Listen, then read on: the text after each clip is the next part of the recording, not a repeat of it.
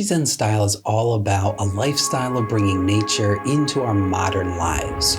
And there's no better or quicker way than going for a little dip in the forest. But to be clear, I'm not actually talking about swimming.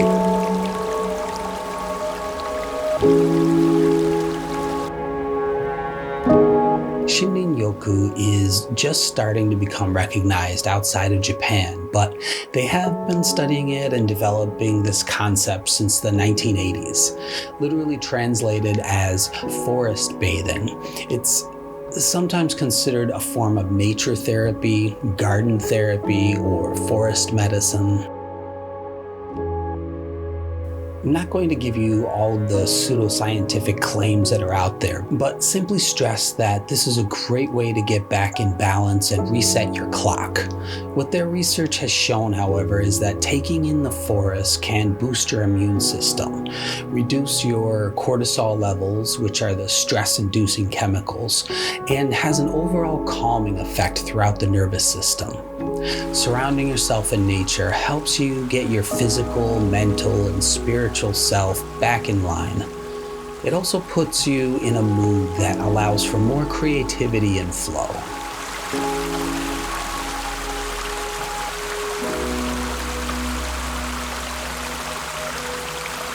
This can, however, be easier said than done for some people, depending on your living situations. At Shizen Style, we promote a harmony of modern and natural, urban and rural. So how do we fit a forest bath into our modern lifestyle? I've come up with a few ideas for 3 different situations in our lives when we can start to get closer to nature. The first situation is larger escapes into nature, the getaway. Camping and backpacking. An easy answer is to go camping or go for a long hike or trek. This is the getaway many people look forward to once or a few times a year. Being able to totally leave the stresses of the job and everyday life behind and enjoy a new refreshing atmosphere. It's a step outside of your everyday routine and into a tent or a cabin in the woods. There are so many activities you can do to pass the time on your trip, like hiking, fishing, canoeing, kayaking, sitting by the fire. But you can also do something a little different, like plan a family or a couple cooking time. Plan the recipe out and do the shopping ahead of time, but get everyone involved in the whole process of starting the fire to preparing and cooking the food. Another idea might be to take a few cameras on a specific hike and challenge everyone there with you to start to develop their own artistic eye and unique vision of seeing nature. Encourage everything from super close macro shots to wide-angle sweeping views. The main thing is to just enjoy yourself outdoors. You can have a look in the description below for some of the camera gear I like to use. Hotels and nature. Staying at a hotel with beautiful nature views can also be a great trip to plan. Ocean or lake views may not have the same effect, but if you look for something like a ski resort, you're likely to find that they're often nestled in the mountains and valleys. This provides you with the perfect setting to go for strolls in the woods in their off seasons where there's no ski activity. Prices can also be a lot cheaper in the warmer months. They sometimes have great hot tub, jacuzzi, or sauna that can add more relaxing benefits to the trip. Rotemburo, or outside hot springs. Although still not very common in North America, Japan has developed rituals for visiting onsen as a way of relaxing. Many of these onsen have what are called rotemburo, or outside hot springs. We spent many vacations there away to small hotels in the mountains with rotemburo, soaking in the hot mineral waters and enjoying the views of the cedar trees and mountain scenes. These kinds of deeper trips of forest bathing can definitely be fun and have great health benefits, but when the trip's over, it's back to the usual grind. We need to find ways to bring these reset breaks into our daily lives to be most effective. The next step, weekend getaways.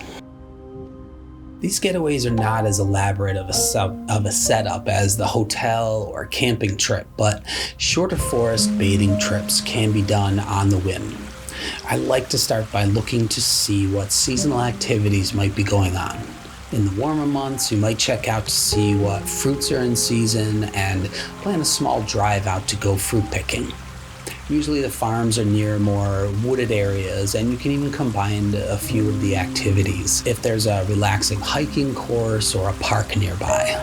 Fall also brings some great maple tree viewing spots and possibly apple picking. Winter around us is pretty snow heavy, but walking in an area with a lot of pine trees still gives you a grounding feeling of greenery amongst the snow. In spring, things are really starting to come to life again, and getting a head start on your garden is always a great idea. Working with nature and creating your own sanctuary garden could be part of the ShinRin-Yoku that leads to a daily reflection. Cherry blossom viewing in springtime is also something that is a huge part of Japanese culture. I encourage you to find that special tree when they're in bloom, but you have to look fast because they lose their blooms very quickly. This is also a tree that symbolizes evanescence, impermanence, and how we need to cherish every moment we have because things are fleeting and they're gone so quickly. Now we're beginning to take steps to reflect on nature on a daily basis. Daily breaths. There are little things that you can do to try to take a step back for a moment and take a breath. If you're in the city, try to take every opportunity to walk everywhere. Even from your house to the station, you can feel the air on your skin and have a good look around. Maybe there's a park you could stroll through if you got off one stop closer or one stop further from your regular route. At lunchtime, try to find a park or a green area to walk through and maybe sit for a moment. Even a lone tree can give you a bit of comfort and a break from the office routine. If there's absolutely no escape from the concrete during the day, then make a point to find some after work. If you're working from home, it makes it a little easier to simply watch the weather and plan a time to take a stroll amongst the trees every day. A really good time is right after lunch. Make sure to turn your cell phones off. You shouldn't allow any distractions. The goal is to just wander somewhat aimlessly. Without a set path, you can let your mind just observe all of the little things that pop up and that you see around you and feel. Do your best to defer judgment and just let things flow. This walk can be as short or as long as you want. This should be a quiet walk. If you go with someone, make it a point to refrain from getting deep into conversations.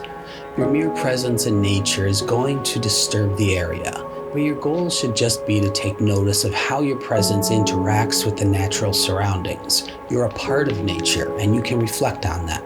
Letting your mind go on autopilot for a while is the analytical break your body and mind needs to both heal and possibly connect a few dots that you wouldn't have noticed otherwise. This is sort of like mindfulness in that you let all of your daily drama go and just observe all of the sounds and sights around you. There is no destination per se, only a way of seeking clarity. Forest bathing, ShinRin-Yoku, for your modern lifestyle should eventually be something you aim to experience every day. With a little tweaking of your routines, you can start to build your awareness and clarity that comes from nourishment by nature. Check out the Shizen Wellness playlist to learn other ways you can incorporate nature into your modern lifestyle and reach that refreshing balance with the world around us. If you'd like to explore more about the benefits of forest bathing, then I recommend you check out the link below for the book Forest Bathing: How Trees Can Help You Find Health and Happiness by Dr. Qing Lee from Tokyo. This is a definitive work on forest bathing that guides you through the art and practice of ShinRin-Yoku and has all of the science and research to back it up.